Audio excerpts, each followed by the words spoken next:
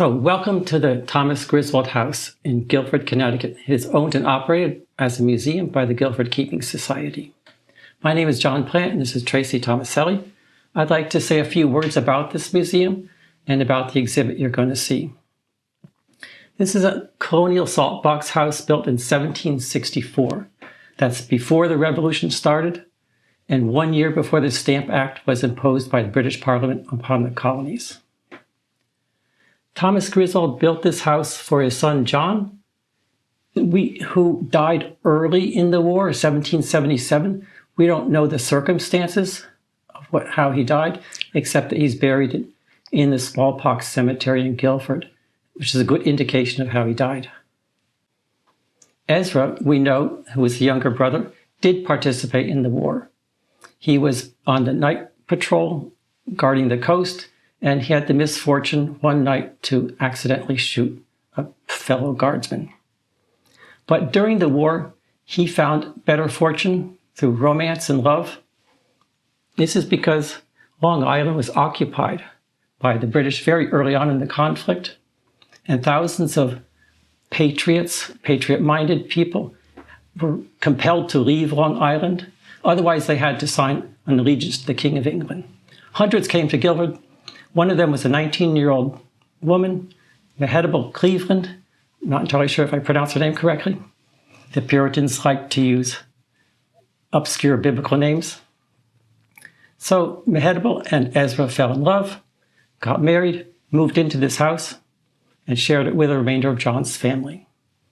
Their bedroom is upstairs in the very room where the Guilford Keeping Society shows the various exhibits.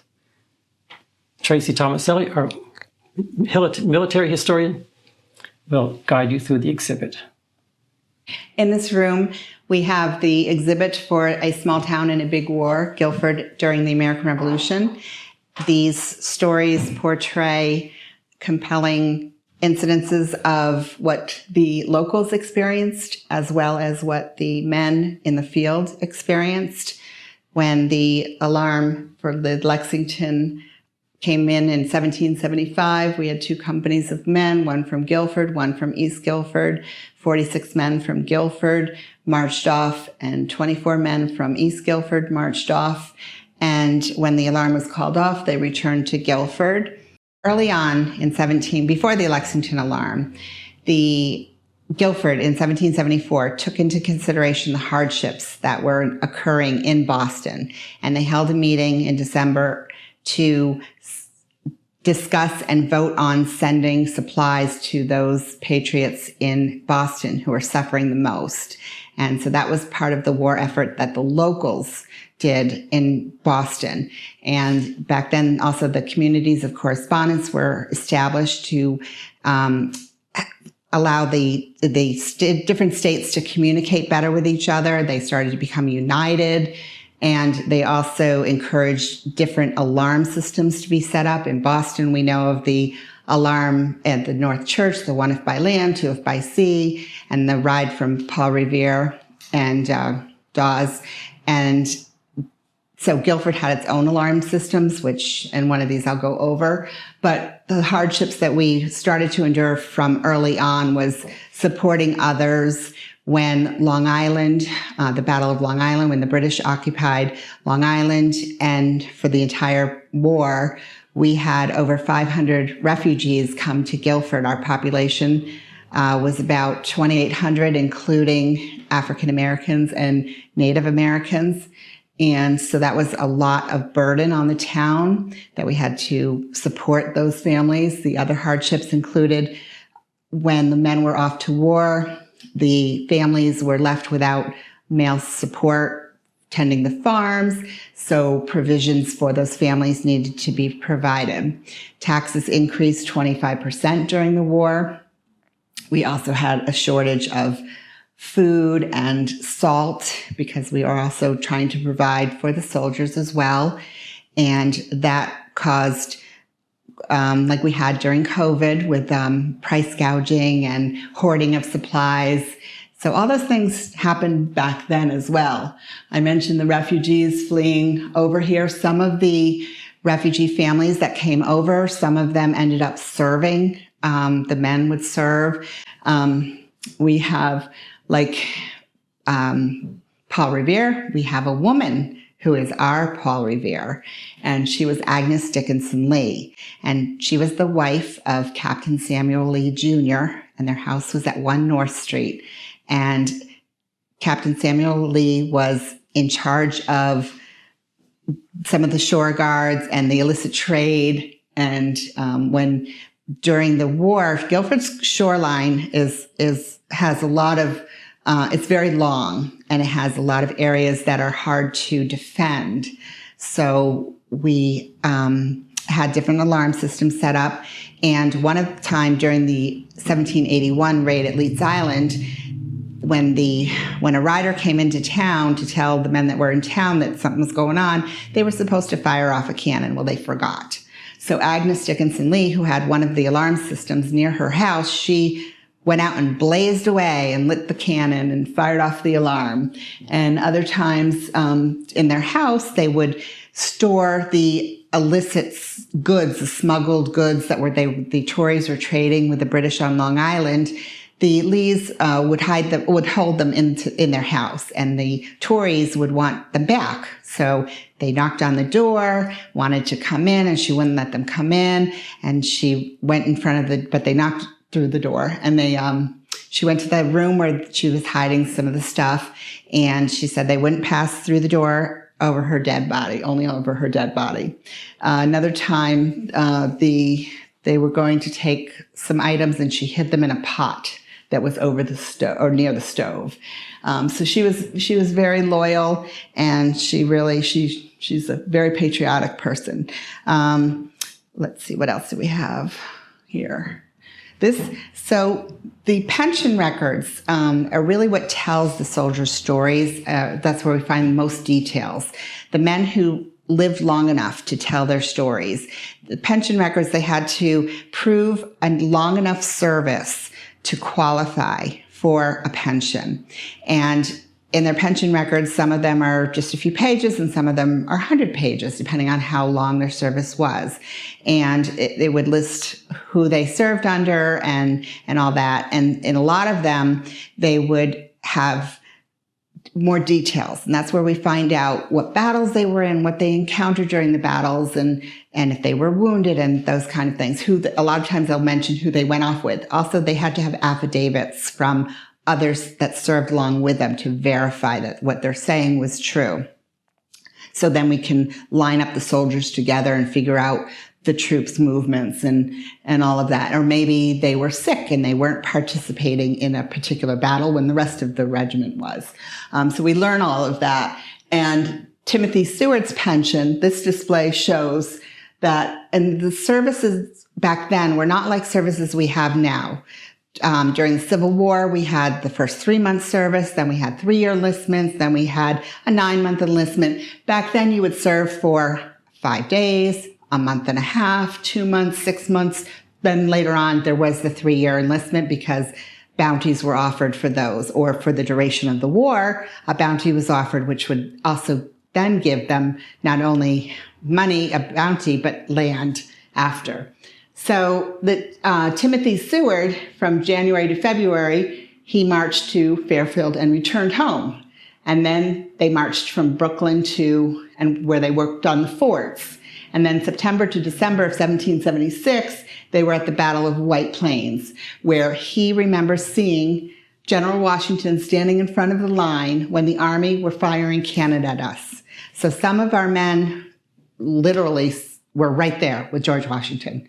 We have another one, can't think of his name right now, who served as a private guard to Washington for a couple of months when they were in New Jersey.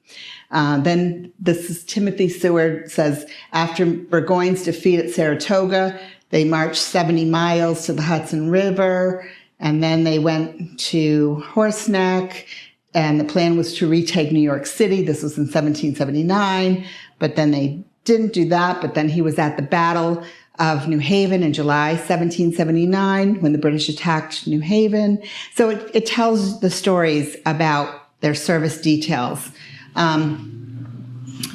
Some oral histories that we have are funny. Some are sad, but they're oral histories. So sometimes we can't actually verify them, but the stories, there's a couple of them that Cenas Dunn reportedly stole cattle from a local farm. He was a Tory, and in North Guilford, and he signaled the British ships in Long Island with his fires on Sugarloaf Hill, kind of like the Culpeper spy ring on Long Island, but on the opposite way, because he was a Tory. And then this lady here was a Tory in North Guilford with her and her husband, Miss George and Ruth Bartlett. And one day, an American soldier came to their house, and she was washing dishes. She had a hot dishcloth in her hand, and she hit the paper. It fell out of his hand. Then she whacked his face, and he disappeared. He left. He didn't want to bother with her anymore. Dr. John Redfield, who lived on Park Street, sort of between the Guilford Savings Bank and where Town Hall is. He was a doctor, and one time they thought he was hiding illicit goods. So the Patriots knocked on his door, and they wanted to investigate his home, and he came out with a corked vial, and he said he was going to uncork it. It had smallpox in it, and he was going to uncork it unless they left. Well, of course they left. Other things that we have, so this display here is about raids. So when the British took over Long Island in 1776, from that point forward, the British occupied all of Long Island.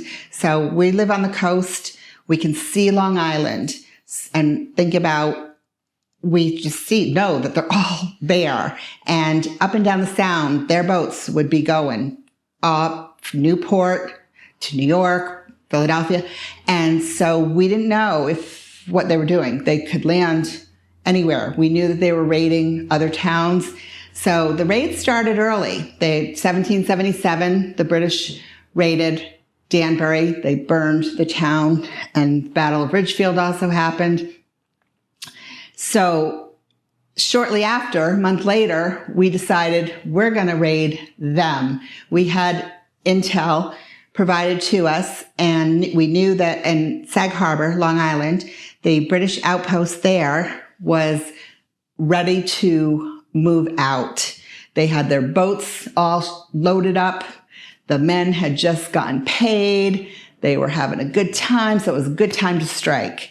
And we left Sachem's Head, 170 men under Lieutenant Colonel Returned Jonathan Meggs. 170 men left Sachem's Head Harbor, and in 25 hours, they raided Sag Harbor, and they took 90 prisoners, destroyed all of those supplies, and burned some boats, and they came back with the prisoners and then brought them to jail. Some of them were in a state of undress because it was late at night and they had been partying. And then in retaliation to that, the British would come to us. And so a month later, they attacked Sachem's Head, but we were ready for them. We assembled quickly, and the house and barns of Solomon Leet were burned, but it was a quick engagement. So this kept going back and forth, back and forth. They attacked us several other times. Let's see, we have Tyrone also led coastal raids on Connecticut. So we had in Greenwich, February 1779, Norwalk, then New Haven is next, and then Fairfield and Norwalk. And this is showing the assault on New Haven. Our guys were sent there, and they went to the East Haven area defending it. And Timothy Luddington, one of our soldiers, he was killed by a cannonball. And then we have the alert system. So I mentioned that we had, just like Boston, alarm systems set up. We had 3 of them. Basically, by the Guilford Harbor. If it was to the east, there would be one set of alarms, and to the west, it would be another set, and in North Guilford, it would be a different set of alarms, so that we knew where they were coming from and where to go to help. This is a list of the men who served, not a complete list, this is just a sample of those who served along our coastline. So the selectmen set up a watch and warn guard system along the shoreline in various points in Guilford and East Guilford, and 24 to 40 men would serve different times, and other men would have to be available at a minute's notice. And we also, during certain periods of time when we knew we were on high alert, that state guards and other militias would come and defend our shoreline. And one time in 1781, and it was before or after the Benedict Arnold and his men, when he was a traitor, when they attacked Fort Griswold and killed all the men there, or most of the men there, he also had plans to attack Guilford. And these are written in Caleb White's pension record, we found. And it said that, and state guards, they knew about it because several other men also were defending our shoreline. Another state guard came in, and it's in his pension record too, where it said Arnold got off of his boat, came about halfway to shore, saw our defenses, and retreated back to his boat and went on to New York. So that's brand new information that I've never seen anywhere else written. So we're very excited, sort of, to have that. We dodged a bullet, luckily, because Benedict Arnold was known for, and these raids were known for burning lots of buildings, plundering the supplies, and killing even after surrender. So that was good. We have a story about a ship that came ashore, and it was renamed the Guilford, from the Mars to the Guilford, the 13th ship of the Connecticut Navy. And this is the story about how that all transpired.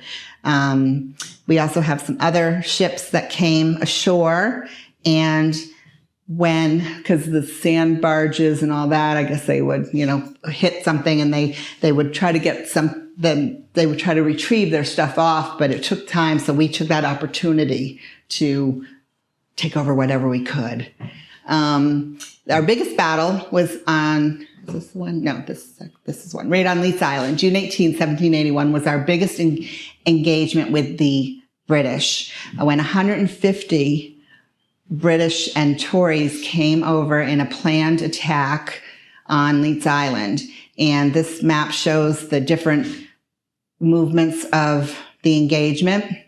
The men and women, the old men, women, children, babies that were living in this vicinity, there was about 40 of them, they traveled up Moose Hill Road, all scared and nervous because they knew what these raids represented. And some of them took furniture along with them because they knew their house might be burned. Another lady had her young son help carry their family silver, and they found a hiding in the ledges up on Moose Hill.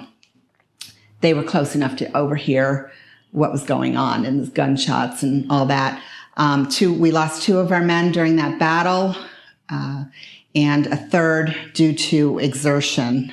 So one of the last skirmishes that occurred in Connecticut in the war, and it was in East Guilford in 1782, and Phineas Meggs, who he was down at the wharf at the time. He saw what was happening. He and his grandson went down to the wharf, and he told his grandson to give his musket to a soldier because he didn't want his 13-year-old grandson to be anywhere near it.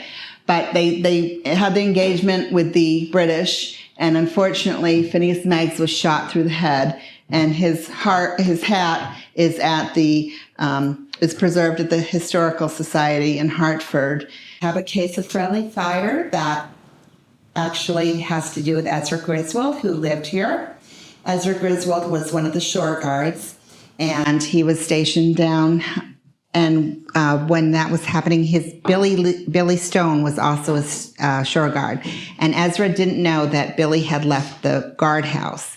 And Ezra saw somebody coming back, and he hailed him, but Billy didn't know what was going on, whatnot. The miscommunication. And Ezra shot Billy in the thigh. Luckily, he survived, but he was impaired for a long time.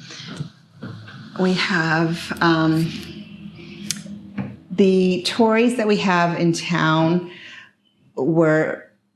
we had several, and a lot of them were from North Guilford. A lot of them were Episcopalians, and some of them were slave owners, enslavers, but our patriots were also enslavers. We also know that some of them moved away from town after the war. So this list kind of tells you some of the addresses where they lived and some of their relationships. In one of the other slides, but I'll go over it now, the presentation, at 58 Fair Street, we had a family, the Johnson family. And after Burgoyne's surrender, it was 4 British soldiers were found hidden in the house of the Johnsons. And the story goes that they were being fed there and cared for, and they tried to get back to Long Island, but they were captured. And they were taken to the silversmith's shop, who put the soldiers' fingers in a vice, or thumbs in a vice, until they would tell where they were being hidden. Finally, they told that they were being hidden at the Johnson house, and the Johnsons, being well-known Tories, made sense. The Johnsons were heavily fined, but no other punishment. Veterans struggled after the war. This is what that's about. Took a long time to get pensions and a lot of paperwork in order to get some aid to them. Let's see what we have here. So we have how many? 550 roughly soldiers' names. And this list is expanding because we're finding that the men who were on the state troops or the other militias in Connecticut that came to defend our coastline should be honored for their service here. So we're expanding that list. We're also finding African Americans and Native Americans who served. And this is, for example, an African American's pay voucher. Gad Asher was captured when he was 4 years old in Guinea, Africa, and eventually became enslaved from Linus Bishop of East Guilford, I believe. And he was served as a substitute for his master. His master promised him, his enslaver, promised him freedom for serving and reneged on that. And Gad had to pay 40 pounds for his own freedom. This voucher, he was issued 13 pounds, 8 shillings and 2.5 pence, which he would have used as part of that. And the circle here means that it was cashed in, redeemed. We have a Native American who died at Valley Forge, and we have all these stories tell about different men, and they're not all expanded on because it's going to take time to record all the multiple services. So some of them have longer service details than others, but we're working on expanding these lists so we can tell larger stories and incorporate all of that. We have a lot of teenagers served, and several of them died, which we have our list of honor at the end.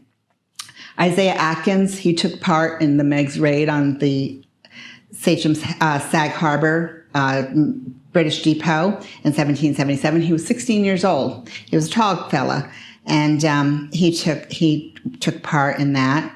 Let's see. Abraham Baldwin, we know Baldwin Middle School. He was named after him, and he was a chaplain in the Continental Army during the Revolutionary War. Although I had thought he had moved from here and didn't get credited for being from Guilford, but the military rolls actually give him credit as a Guilford person, so we can include him in our list here. And he was a chaplain. So we have others here. This is Noah Fowler House on Boston Post Road, number 3061. And he served as a captain of the 7th Regiment. And he entertained the Marquis de Lafayette in 1824. And we have other soldiers' stories here, such as Robert Kimberly was wounded in the chest at the Second Battle of Saratoga, Bemis Heights, and I believe that's the same battle that Benedict Arnold was also wounded. So serving along well-known people as well. We have lots of Guilford privateers also. So they weren't just soldiers, they served in other methods. So the privateers would be commissioned to attack British shipping and try to get their supplies, try to take prisoners. So Kirtland Griffin harassed British vessels before being captured and imprisoned in Mill Prison in England in May 1777. I thought the prisoners over here would have been imprisoned here, but they were imprisoned over in England, somewhere. The war was in the West Indies even. It was amazing what I learned. Amos Hall, he was a fifer at the age of 14, and he was the son of Stephen Hall, who was his father, and he was a captain. And Amos Hall served as a fifer for a few years, and then he ended up serving a long time. He served almost the entire war. I can't remember what his other service was. It's somewhere here. So when they, at some points, there are these affidavits where especially the commissioned officers and stuff, they would have to sign an allegiance and that they're rejecting any loyalty to the king. And this one is at Valley Forge, 1778. And this was signed by Philemon Hall of Guilford. And then we have other appointments. This is Jonathan Trumbull signing the appointment of David Hoyt as an ensign. And these are all in pension records. Wounded at Harlem Heights. This is my 6th great-grandfather, David Thompson. He served in the 6th Connecticut, and he was wounded there. Jonathan Todd. Jr. He was the son of Reverend Jonathan Todd of East Guilford, and he was a surgeon's mate for part of the time, and that he was down in Valley Forge. And he wrote in letters back home to his father. And in one of the letters that's in his pension record, it explains that he was in pretty good shape because his conditions, he was a surgeon mate. He explains how the shelter was built, and the huts and the size of the huts, 10 by 16, that they had one axe to use amongst 3 guys, and how long it took, and what the roof was made out of. And then he said, though, and there is a lot of disease and deaths happening. The most disagreeable of any in the Army is the medical department, constantly surrounded by the suffering, and that the doctor at that particular moment was absent. He also commented on broader events of war, noting that the British commander William Howe had sent clothing and money for British prisoners held at the Continental Army, and George Washington returned the money, insisting that he had hard currency. So he sent the wrong type of currency to Washington, and Washington just returned it. Todd further wrote about Captain Cole of his regiment, who had been captured by the British in November 1777, and died due to severe mistreatment. Escaped prisoner came and told Jonathan Todd the story that Captain Cole, during his imprisonment, was so hungry that he gnawed the fingertips and his shoulder before he died.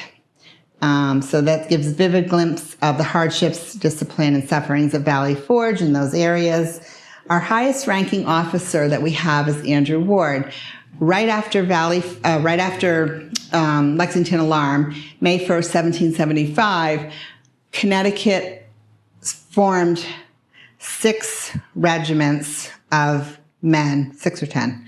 And he was the lieutenant colonel of all of the Connecticut regiments. And then he was also in charge of a unit as well of men, where there was 34 of him under his direct command. And he ended up becoming a brigadier general. And he is buried at the Foot Ward Cemetery up near Nut Plains. And this is the group of our fallen men. Joseph Fowler was our first. In 1775, he died at the age of 17. Samuel Ward died in the Army at Boston at age 16. Samuel Stevens died at Ticonderoga, age 22. David Field died of fever after returning from Fort Ticonderoga, 1776, age 48. Seth Morris died at Fort George, age 26. Aaron Everts, also at Fort George, age 18. Abner Leete died of wounds during a Lake Champlain naval battle, age 23.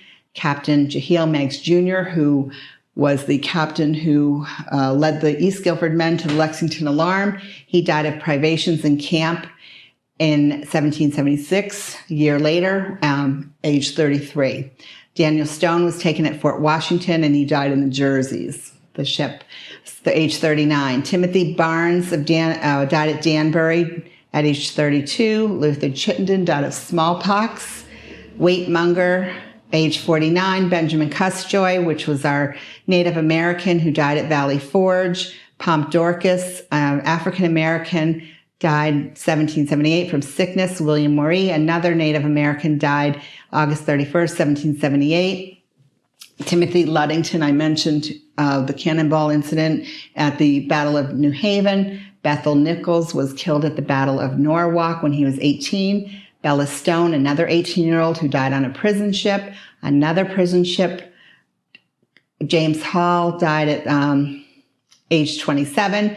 Lewis Fairchild Jr. died in prison in the West Indies at age 18. Ebenezer Hart and Simeon Lead, I mentioned, died at the Battle of Leeds Island in 1781. Eber Hall died in Camp West Point at age 40. Captain Peter Vale, I mentioned, died of exhaustion from the Battle of 1781. Peter Griffin, he died on the prison ship, the Jersey, age 38. Phineas Meggs, our last guy to die in East Guilford, was 73. William Norton died of sickness in the Army at age 20. And then our last one, age 17, William Fairchild, he died in prison on July 12, 1783. So there's different reasons why they perished, but they served honorably, and we honor them as well as everybody else here on these lists. Medad Stone lived in Guilford. He was a prominent figure in the town. He built a tavern on the other side of the town, which is run and operated as a museum by the Guilford Keeping Society. He was stationed in Fort Ticonderoga in 1776. We know this because we have his ledger book. He was in charge of keeping accounts of the food supplies in the magazine. They didn't have tea or coffee, but they had plenty of sugar and molasses. The most important items that he kept account of were flour, cornmeal. There was also beef and pork, turnip, peas, candles and wicks as well.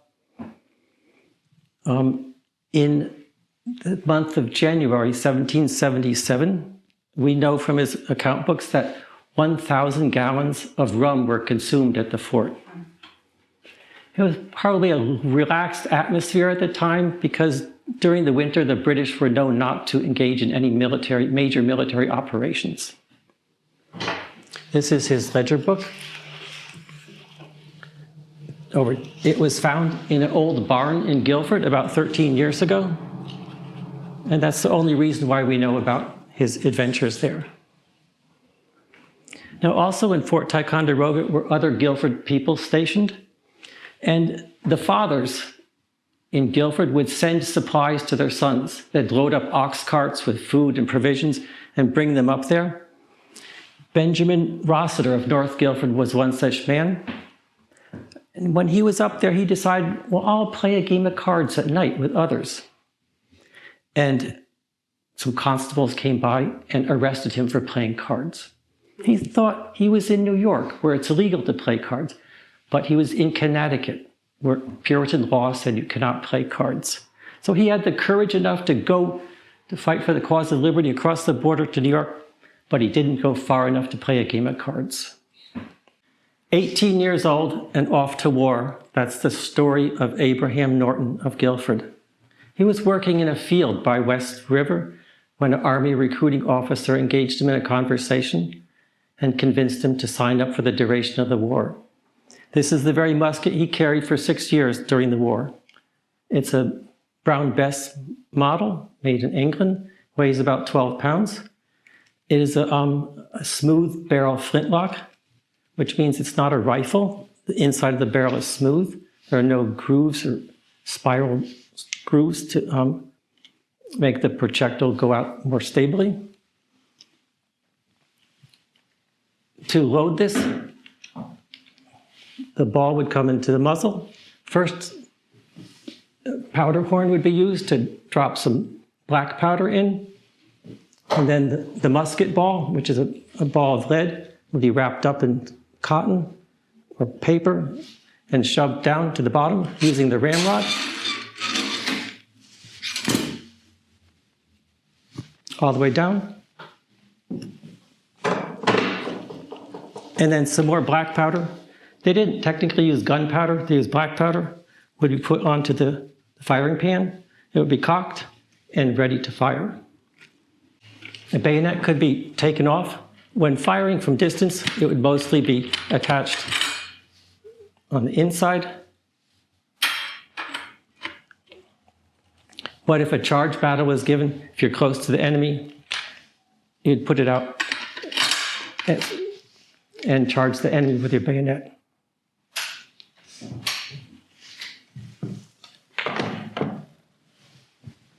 Aside from the black powder, which would be carried in a powder horn, soldiers would carry a canteen. This canteen belonged to Vidette Stone, be used for drinking water. The musket balls, they'd have maybe 50 to 100 musket balls be carrying. The musket itself weighs 12 pounds, and all the balls, the water, and all their supplies would be about 40 pounds a soldier would be carrying.